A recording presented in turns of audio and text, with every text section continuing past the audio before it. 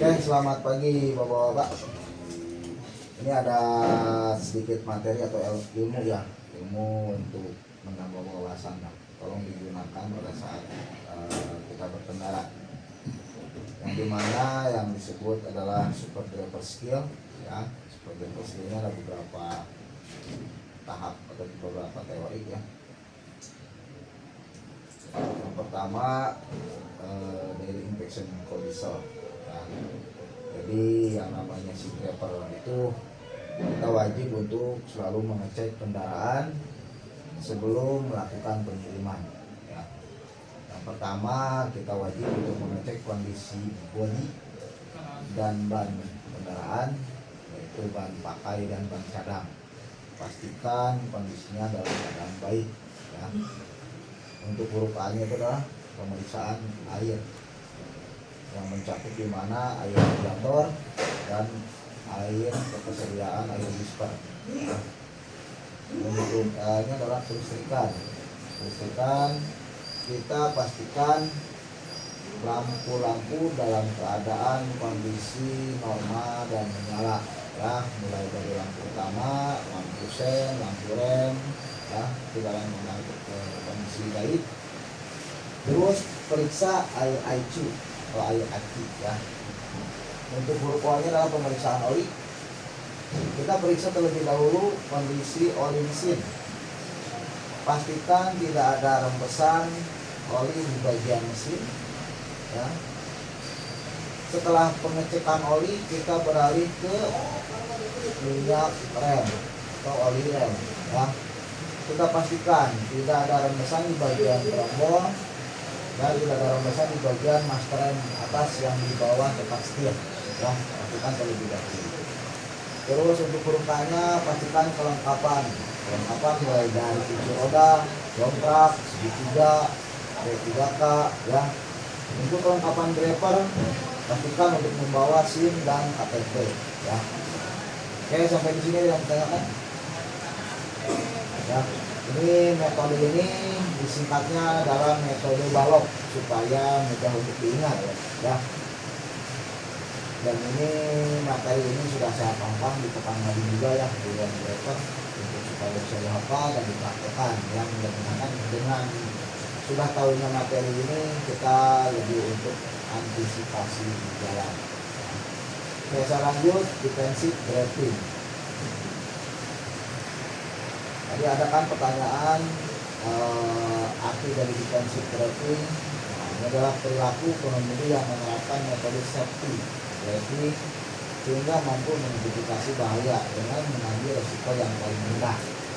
Contohnya apa? Contohnya pada saat kita berkendara dengan melakukan jaga jarak aman kiri ya. Jaga jarak aman kiri ini tujuannya untuk apa? Supaya kita tidak menabrak kendaraan di posisi depan kita yang berhenti secara mendadak atau berbelok secara mendadak ya. Nah, kita bisa mengambil resiko yang paling rendah itu ada beberapa tahap, yaitu dengan melakukan pengereman atau kita mengganti setir ke kiri atau ke kanan dengan situasi yang lebih aman ya. Tujuan dari defensif adalah tidak menjadi penyebab kecelakaan. Nah, ini biasanya didominasi ada dua faktor ya. Yang pertama adalah dari kendaraan, yang kedua dari pengemudi ya. Yang kedua tidak menjadi pemicu kecelakaan. Nah, ini biasanya didominasi oleh si pengemudi ya. Bisa saja si pengemudi kalau jauh-jalan dalam kondisi ngantuk memaksakan jalan atau dalam kondisi mabuk ya. Terus tidak terlibat dalam kecelakaan ini, semua tidak berjalan aman. Oke, sudah paham? Saya lanjut. Di sini ada beberapa contoh potensi sering terjadinya kecelakaan. Yang pertama adalah jalan yang menurun berbelok-belok. Berarti situasi seperti ini berarti kita harus menguranginya kecepatan ya, dan dibantu dengan exhaust ya. Jadi jangan terlalu lama menginjak rem belum. Terus, nah ini yang paling sering terjadinya kecelakaan ya. Kenapa? Kalau ada pengendara si raja jalanan ini ya, biasa kita sebut raja jalanan Ya, mama. Ini kita sudah muncul di otak kita tanda tanya yang besar. Ya mau belok kemana, ya mau ngasih sen kemana, beloknya kemana. Nah, kita harus antisipasi. Cara memberikan suatu tanda bahwa kita berada di belakang mereka, atau dengan memberikan klakson, atau kita mengurangi kecepatannya, ya. Terus pertigaan, ya, muatan yang berlebihan. Oke, saya lanjut. 5 langkah dasar defensif corrective. Yang pertama, pahami dinamika kendaraan, jaga jarak aman dengan mengemudi, selalu awasi kondisi sekitar, waspada blind spot, hindari distraksi dan pengamatan jalan. Arti dari dinamika kendaraan. Kenapa kita wajib untuk memahami dinamika? Nah, dinamika itu adalah struktur dari panjangnya kendaraan, lebar kendaraan, tinggi kendaraan, ground cleaner, bobot muatan, aerodinamis. Aerodinamis ada yang tahu nggak? Pernah nggak berpengalaman membawa kendaraan, kita sudah belok sampai 30 derajat tapi si ban depannya belum belok? Itu aerodinamis, ya. Kosong dulu. Nah, tuh. Biasanya itu banyaklah penyakit seperti itu.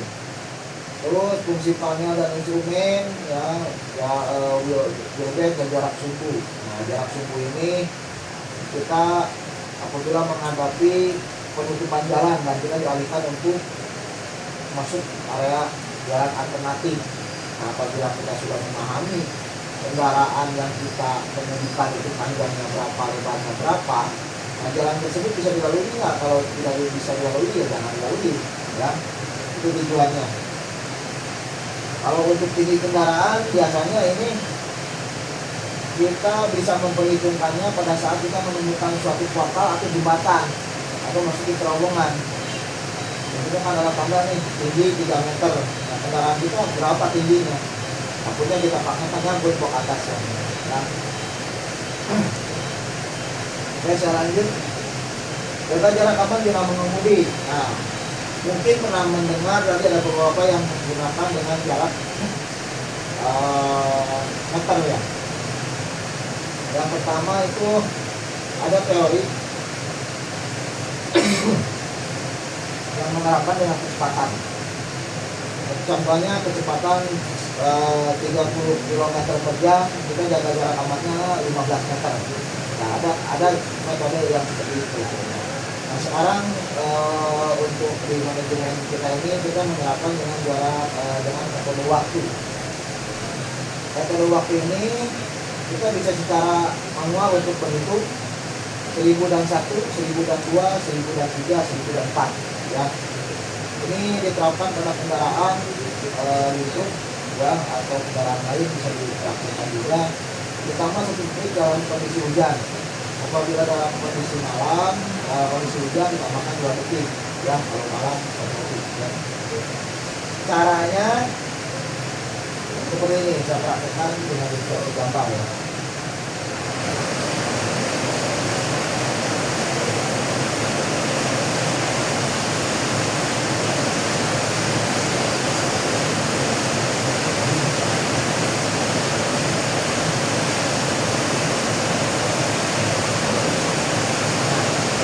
Saya praktekkan dengan gambar ini. Bagaimana sih dalam mempraktekkan memperhitungkan 1001, 1002, sampai 1004, ya. Contohnya kita sedang berkendara, kita berhitung 1001, 1002, 1003. Ternyata kita sudah terlalu rapat dengan kendaraan yang di depan kita, jadi kita harus mengurangi kecepatannya, ya.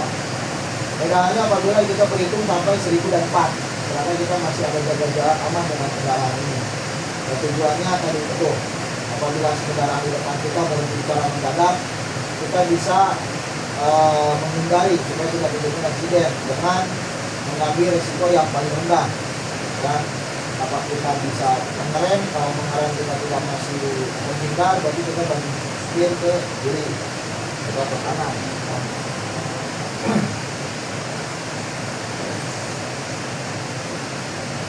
Nah, di sini ada rumusan MAR. MAR itu adalah singkatan melihat analisa reaksi, ya.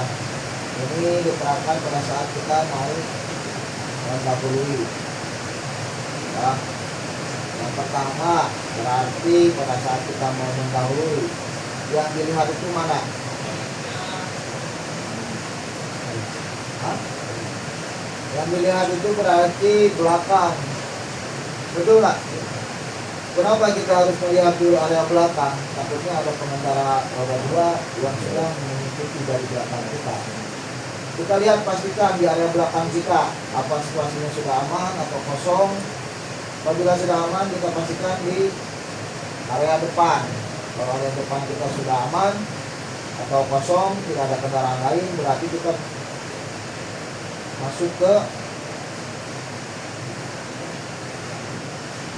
menganalisa, ya.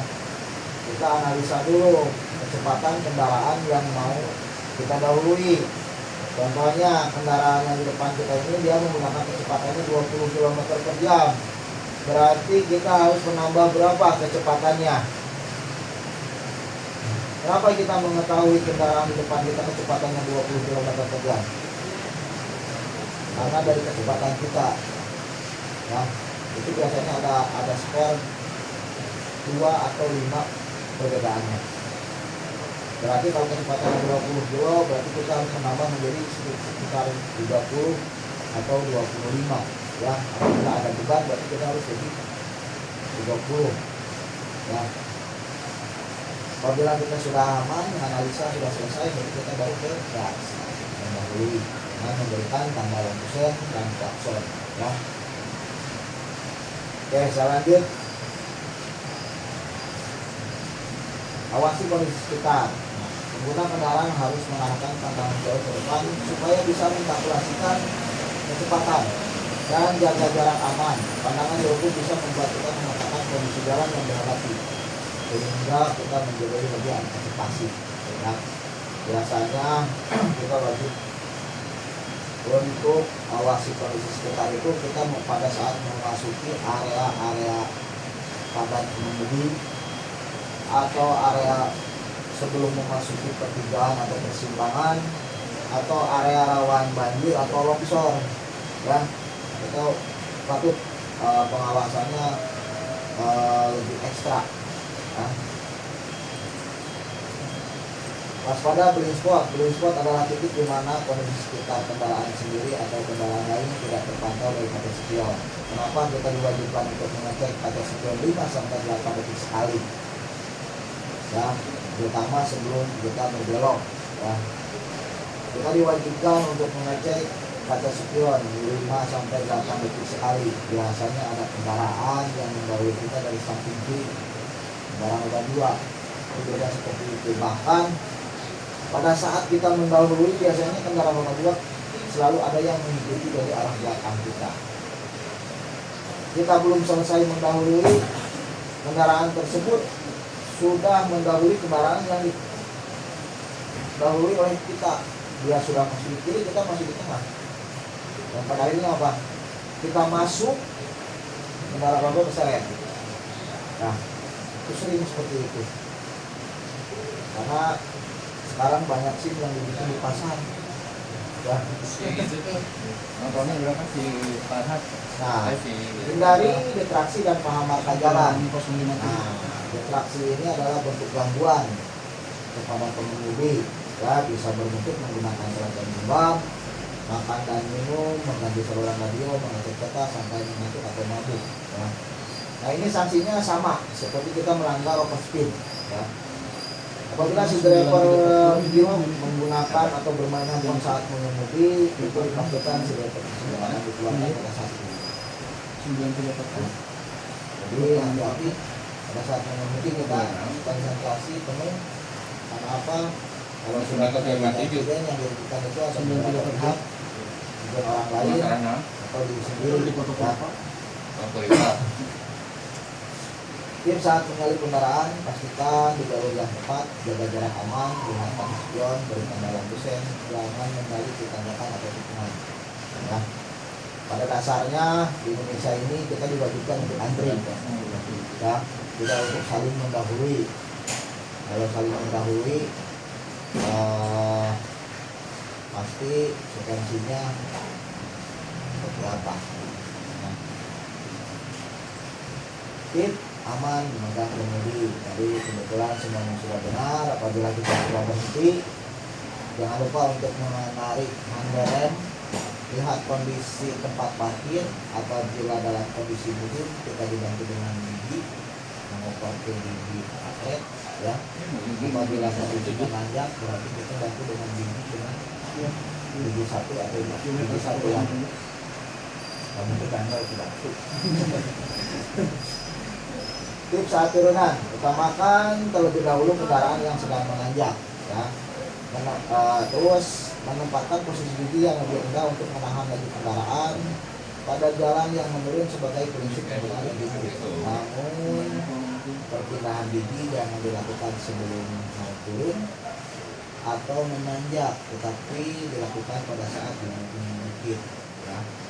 Saat turunan atau membawa muatan, gunakan gigi sesuai kecepatan dan dibantu dengan sprint. Jangan terlalu lama menginjak rem agar rem tidak panas dan terjadi efek terpal. Ya. Oke, sampai di sini teman-teman. Ya, saya sarankan materi ini untuk dihafalkan, ya. Setidaknya kita memiliki tadi kata si Pak Cecep ini yang itu tidak berat untuk dibawa, ya. Siapa tahu nanti bapak-bapak di sini kan yang dulu yang sekarang di training saya, siapa tahu kedepannya bisa menggantikan saya, gitu kan, ya. Tahu kalau di sini itu fleksibel kalau untuk jabatan itu. Nah, oke, terima kasih atas waktunya. Mungkin nanti ada dari Pak Adet, ya, kebetulan beliau sudah datang nanti untuk melanjutkan interviewnya. Nah, terima kasih.